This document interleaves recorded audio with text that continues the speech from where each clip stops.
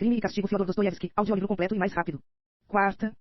Nesse momento a porta se abriu sem barulho, e uma moça entrou no quarto, olhando com timidez ao redor. Todos se viraram para ela, pasmados e curiosos. Raskolnikov não a reconheceu à primeira vista. Era Sofia Semyonovna Marmeladova. O jovem a vira, pela primeira vez, no dia anterior, porém em tais circunstâncias e com tais roupas que lhe ficara na memória um semblante bem diferente. Agora essa moça, ainda muito novinha e quase parecida a uma menina com suas maneiras humildes e decentes, e o seu rosto sereno, mas como que um pouco assustado, estava vestida de modo modesto e mesmo pobre. Usava um vestidinho caseiro, bem simples, e um velho chapeuzinho de feição antiga, como na noite passada tinha na mão uma sombrinha. Vendo, de súbito, um quarto cheio de gente, ela não apenas se confundiu, mas também ficou toda desconcertada e intimidada qual uma criança, e até fez um movimento espontâneo para recuar. Ah, é você! Disse Raskolnikov, atônito, e de improviso também ficou confuso. Ele imaginou logo que a mãe e a irmã já estavam informadas, pela carta de Luzhin, sobre certa moça da mais vergonhosa conduta.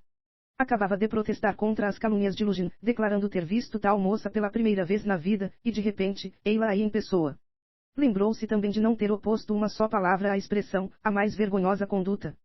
Tudo isso surgiu em sua cabeça incerta e instantaneamente.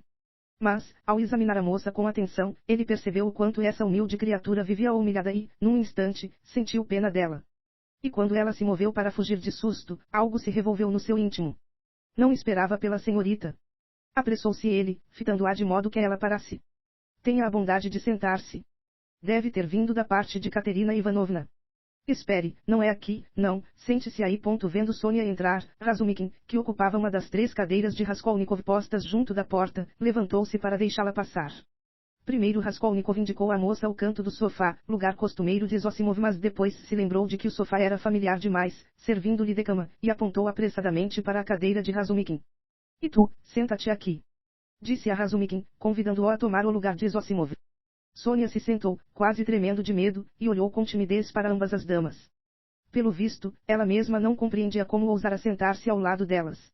Ao pensar nisso, ficou tão apavorada que logo se levantou de novo e dirigiu-se a Raskolnikov, completamente confusa. Eu vim por um minutinho. Desculpe incomodá-lo. Disse a moça, gaguejando. Venho da parte de Katerina Ivanovna, porque ela não tinha a quem mandar. Katerina Ivanovna faz questão de pedir-lhe encarecidamente que venha amanhã à missa de corpo presente, pela manhã, na hora da missa, à igreja da Viela Mitrofanievski, e que venha depois, almoçar, com a gente, com ela, honrá-la com sua presença. Foi isso que ela mandou pedir. Sônia se calou, atrapalhada. Procurarei ir lá sem falta. Sem falta? Respondeu Raskolnikov também se soerguendo, embaraçado, e falando com rodeios. Tenha a bondade de sentar-se. Disse de supetão, preciso falar com você. Por favor. Talvez esteja com pressa. Tenha a bondade de oferecer-me 2 minutos, e ele achegou a cadeira. Sônia se sentou outra vez, lançou uma olhadela tímida e confusa às 2 damas e, de repente, abaixou os olhos.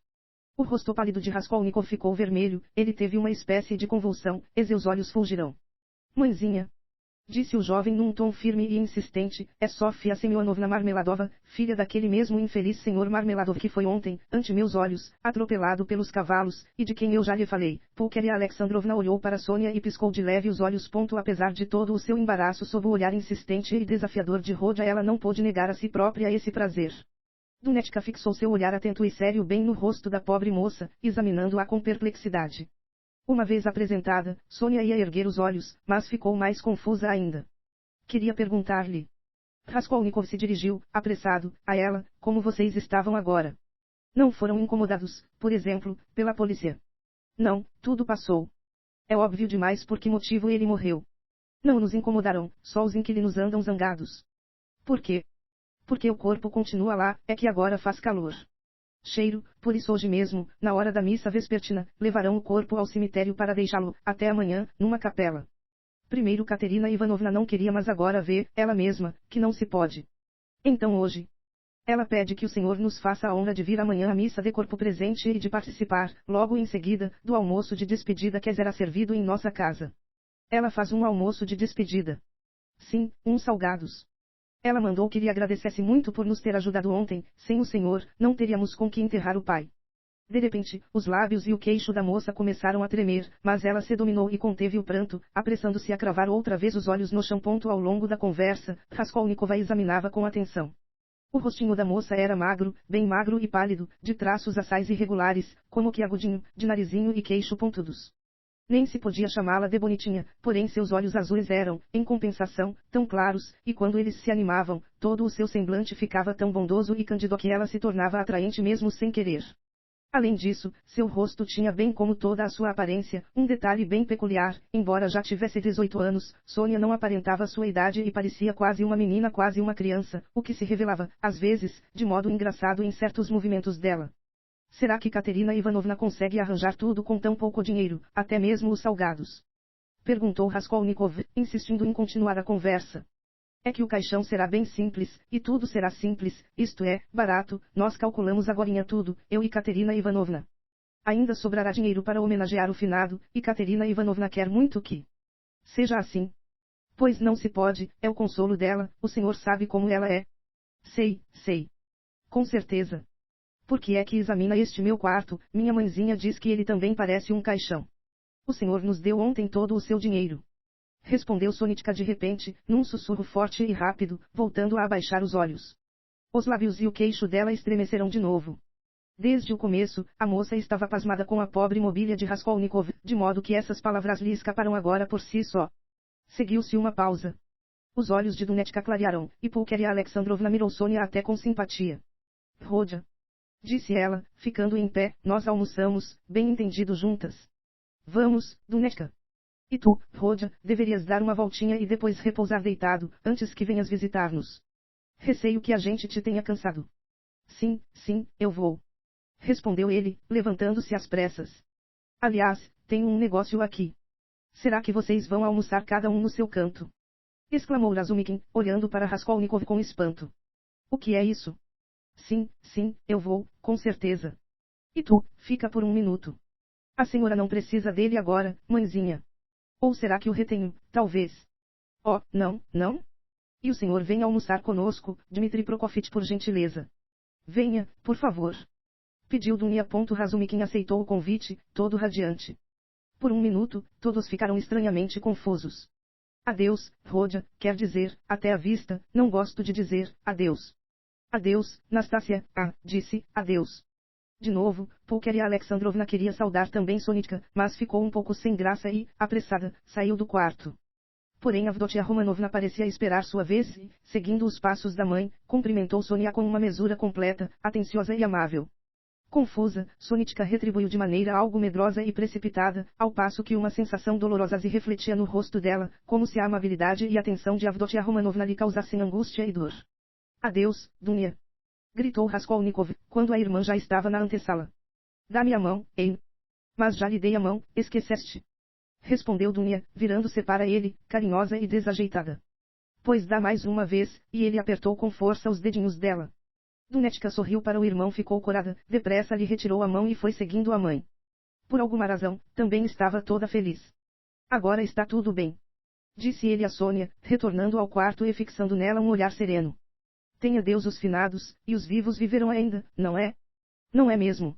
O que acha? Sônia olhava para o seu semblante subitamente desanuviado com certa admiração.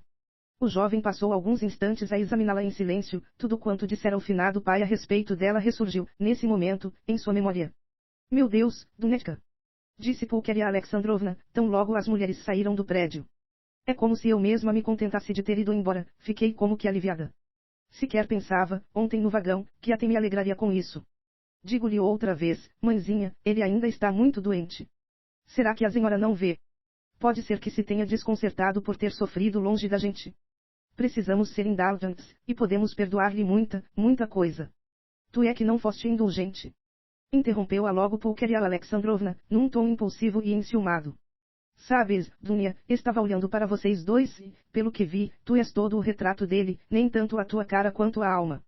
Vocês dois são melancólicos, sombrios e irritadiços altivos, mas magnânimos. É que ele não pode ser egoísta, Dunetka. E só de pensar no que vai acontecer hoje à noite, falha-me o coração todo. Não se aflija, mãezinha, que aconteça o que há de acontecer. Dunetka, pensa só em que situação a gente se encontra. E se Piotr Petrovich desistir? Deixou escapar, imprudentemente, a pobre Pulcheria Alexandrovna. E o que ele valerá depois disso? Respondeu Dunetka de modo brusco e desdenhoso. Fizemos bem em sair agora de lá. Pulcheria Alexandrovna se apressou a interrompê-la. Ele tinha um negócio urgente ali, que passeie um pouco, que tome o ar fresco, o quarto dele é tão abafado, e onde se toma ar por aqui? As ruas são o mesmo que os quartos sem postigos. Meu Deus, que cidade! Espera, deixa passar, senão ficará esmagada, carrega-me alguma coisa.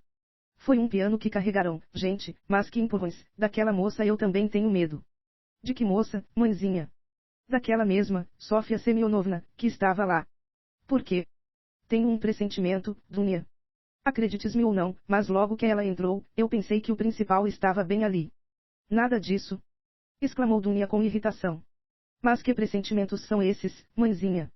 Ele a conhece só desde ontem e quando ela entrou, não a reconheceu. Pois tu vais ver. Ela me perturba, vais ver mesmo, vais, sim. E levei tamanho susto, olha ela para mim, olha, e seus olhos são assim. Malaguentei sentada, quando ele a apresentou, lembras? Eis o que é estranho, Piotr Petrovitch escreve sobre ela daquele jeito, e Rodia a apresenta a gente e mais ainda, a ti. Dá, pois, valor a ela. Pode-se escrever qualquer coisa.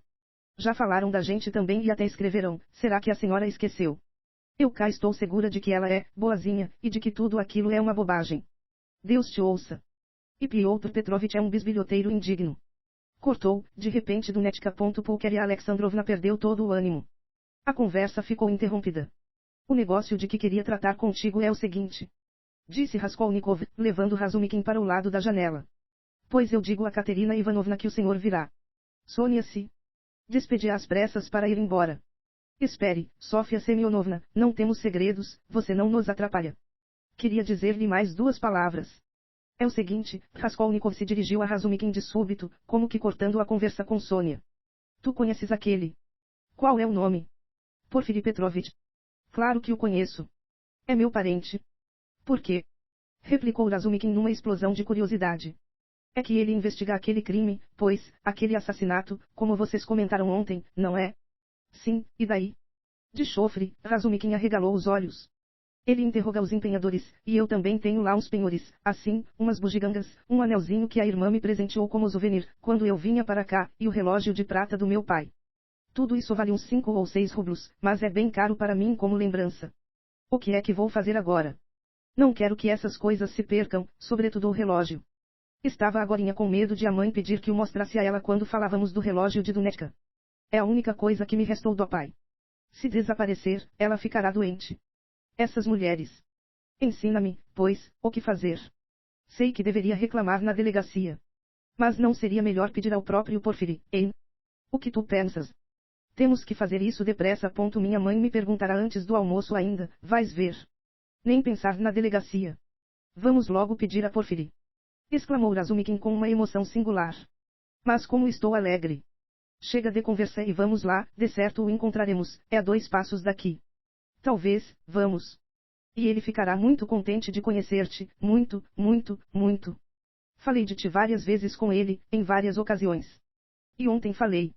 Vamos. Tu conhecias, pois, a velha. É isso. Mas que viravolta maravilhosa. Ah sim. Sofia Ivanovna. Sofia Semyonovna. Corrigiu Raskolnikov. Sofia Semyonovna, em meu amigo Razumikin, ele é boa gente. Se precisarem já ir embora. Começou Sônia, sem mesmo ter olhado para Razumikin, e ficou ainda mais confusa com isso. Já vamos, sim.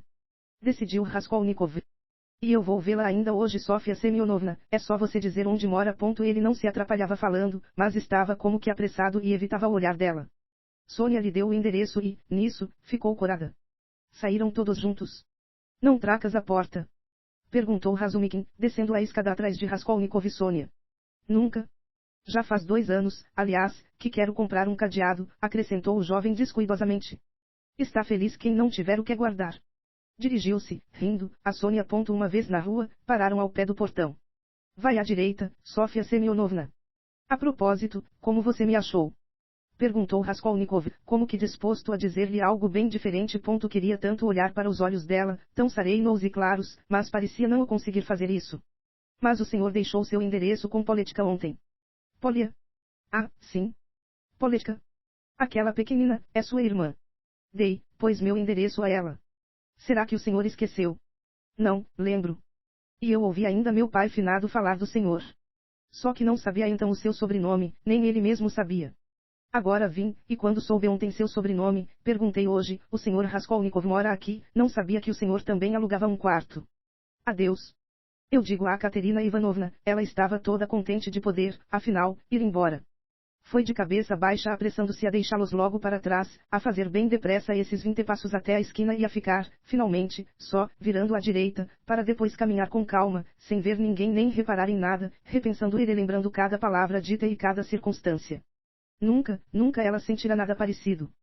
Todo um mundo novo lhe invadirá a alma, desconhecido e indistinto. De chofre, ela se recordou de Raskolnikov ter pensado em visitá-la. No mesmo dia. Quem sabe, ainda pela manhã, agorinha. Não venha hoje, por favor, não venha. Murmurava ela, qual uma criança assustada que implora a alguém, e seu coração desfalecia. Meu Deus! Em minha casa, naquele quarto, ele verá, oh, meu Deus, e, com certeza, Sônia não podia reparar, nesse momento, num senhor desconhecido que vinha no seu encalço, sem despregar os olhos dela. Seguia-a desde que ela saiu portão afora. Quando todos três, Raskolnikov, Razumikin e ela, pararam na calçada para trocar duas palavras, esse transeunte ia contorná-los e, de repente, estremeceu ao ouvir, de passagem e sem querer, a frase da Sônia, e perguntei, onde mora o senhor Raskolnikov? De modo rápido, mas atento, ele examinou os três, sobretudo Raskolnikov a quem se dirigia Sônia, depois olhou para o prédio e decorou o número. Tudo isso foi feito num instante, por alto, e, como se de nada se tratasse, o transeunte seguiu seu caminho, retardando o passo e como que esperando por alguém. Esperava por Sônia, percebendo que, ao despedir-se dos jovens, ela iria agora à casa dela. Mas onde é sua casa? Vi esse rosto em algum lugar. Pensava ele relembrando as feições de Sônia. Preciso saber. Uma vez na esquina, o homem atravessou a rua, virou-se e viu Sônia caminhar atrás dele, seguindo o mesmo caminho sem reparar em nada quando chegará à esquina, enveredará justamente pela mesma rua. Indo no seu encalço pela calçada oposta, o transeunte não a perdia de vista, ao fazer uns 50 passos, atravessou novamente a rua e foi acompanhando Sônia pela mesma calçada, mantendo-se a uns 5 passos de distância. Esse homem de uns 50 anos, de estatura acima da mediana, era robusto e tinha ombros largos e roliços, o que lhe dava um aspecto meio arqueado. Com o seu traje garrido e cômodo, parecia um senhor respeitável. Usava luvas novinhas e tinha numa das mãos uma bonita bengala, com a qual tocava, a cada passo, a calçada. Seu rosto largo, de maçãs salientes, era assaz agradável, e sua tez, ao contrário da dos petersburguenses, bem fresca. Os cabelos dele, ainda muito espessos, eram louros e só um pouco grisalhos, e a barba espessa, que parecia uma pá de tão larga, mais loura ainda do que os cabelos. Seus olhos azuis olhavam com frieza, atentos e pensativos, seus lábios eram encarnados. De modo geral, era um homem bem preservado que nem de longe aparentava sua idade. Quando Sônia foi ao longo do canal, não havia ninguém na calçada, além deles dois. Seguindo-a, o homem deu fé de seu estado meditativo e distraído. Ao acercar-se de sua casa, Sônia passou o portão, e o homem acompanhou-a pelo visto, um pouco perplexo. Entrando no pátio, ela virou à direita e dirigiu-se para o canto onde ficava a escada que levava ao seu apartamento. Ué? Murmurou o senhor desconhecido e começou a subir os degraus atrás dela. Só então é que Sônia reparou nele. A moça subiu ao terceiro andar, passou pela galeria e tocou a campainha do número 9, em cujas portas estava escrito Agis, Capernaumov, Alfaiate. Ué? Repetiu o desconhecido, pasmado com essa estranha coincidência, e tocou a campainha do vizinho número 8. Ambas as portas se encontravam a uns 6 passos uma da outra. Mora no apartamento de Capernaumov, disse ele, olhando para a Sônia e rindo. Ele me remendou o colete ontem. E eu moro cá perto, no apartamento da senhora Reslich, Gertruda Karlovna. Que coincidência, Sônia mirou-a com atenção. Somos vizinhos. Prosseguiu ele com certa alegria especial. Só faz 3 dias que estou na cidade. Pois bem, até a vista. Sônia não respondeu, a porta se abriu, e ela entrou no seu quarto. Sentiu por algum motivo, vergonha e ficou acanhada, indo falar com Porfiri. Razumikin estava particularmente animado. Isso é bom, mano. Repetiu várias vezes, e estou contente. Estou contente. Estás contente com o quê? Pensava Raskolnikov consigo mesmo. Eu nem sabia que tu também penhoravas coisas, a velha. É. É. Isso foi há tempo. Quer dizer, faz tempo que a visitaste. Mas que bobalhão ingênuo tu és. Quando? Raskolnikov parou, recordando. Uns 3 dias antes da morte dela, parece. De resto, não posso resgatar os penhores agora, continuou com um zelo especialmente ansioso para com essas coisas, já que tenho apenas um rublo de prata. Devido àquele maldito delírio de... Ontem, referiu-se ao delírio com um acento bem perceptível. Pois sim, sim, sim. Dizia Razumikin depressa, como que confirmando não se sabia o que, foi por isso que ficaste então, um tanto abalado. E sabes, até em delírio não cessavas de falar sobre alguns anezinhos e correntes lá. Pois sim, sim. Está claro, agora está tudo claro. Vejam só. Eis como essa ideia se propagou no meio deles. Até Stillman, que iria por mim ao Calvário, está muito contente de ter esclarecido porque falei de anezinhos em delírio. Eis como eles todos se convencerão. Vamos encontrá-lo mesmo? Perguntou Raskolnikov em voz alta. Vamos, sim. Apressava-se Razumikin. É um bom rapaz, mano, vais ver. Um pouco desajeitado, embora seja um cavalheiro, é desajeitado digo eu, em outro sentido. Um moço inteligente, esperto, não é nada tolo, só que o modo de pensar dele é um tanto singular. Desconfiado, cético cínico, gosta de ludibriar, quer dizer, de caçoar. E o método material dele é antigo. Mas sabe o que faz, sabe? No ano passado, investigou um assassinato com quase todas as pistas perdidas. Quer conhecer-te muito, muito, muito. Mas por que tanto interesse? Não é que esteja. Olha, nesses últimos tempos, desde que cá estou doente, tenho me lembrado de ti com frequência. Pois ele escutou. É quando soube que estudavas direito, mas não conseguias terminar o curso por causa das tuas circunstâncias, disse, que pena. Eu concluí então, quer dizer, tudo isso vem junto, não é a mesma coisa, ontem Zamiotov, vês, Rodia, ontem eu palrava alguma coisa, bêbado, quando voltávamos para casa, pois eu receio, mano, que acabes exagerando, entendes? O que é isso?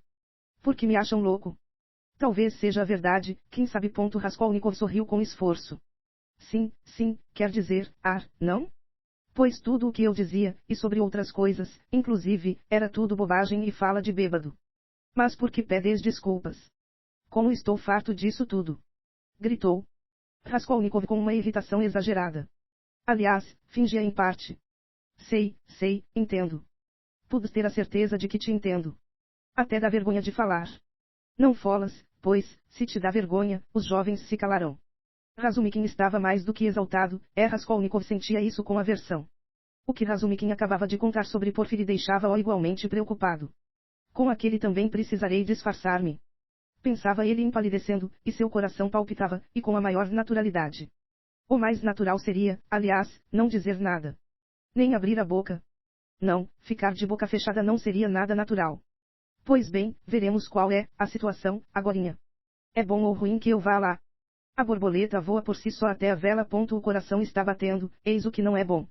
É nesse prédio cinza. Disse Razumikin. O mais importante é se Porfiri sabe que ontem estive no apartamento daquela bruxa, e perguntei pelo sangue, ou não sabe. Preciso tirar isso a limpo num instante, desde o primeiro passo, assim que entrar, julgando pela cara dele. Se não, nem que eu morra, mas fico sabendo disso. Sabe de uma coisa?